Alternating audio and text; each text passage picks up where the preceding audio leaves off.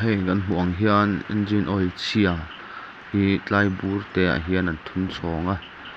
litre khat bawr vel a lenga tlai tap hi an herh haw anga khut lai a thuk ah khuan a suk thla leh a hei tian hmuh ang hian an herh haw a kak te a khuna khah chuan a tawk me alh chhung zawng khan herh haw angai chuang lo a tap hi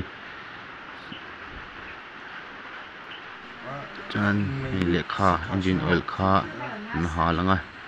tlai khuan a thuk ah khuan engine oil chhia ka tlem a tling ve deuh a chu chu a alh dawn a nih duh ber mai chu maw ka siam chune tu ma lo siam ve ka phal lo a chuan an hala chuan current hmang tho le thuk hi hetlai hian fan te awm a adjust te a tih chak duh leh fan khu tih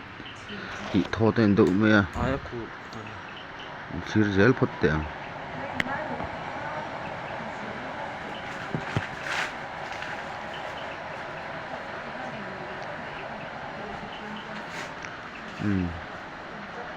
lehkha engineer kan fan ron thaw a chuan gas ai pawh a chak zawk ani an alkai tawh hi chuan tui hem hem khawp mai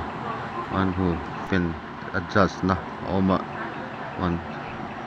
fan khu tih chak tih muan theih bawk a tih chak leh a thaw chak ani mai engine oil tak a chaw hek phah chuang lo a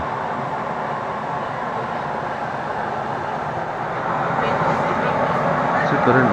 awm ve ngai dawn current awm lo chuan bui thla ve deuh mai thaw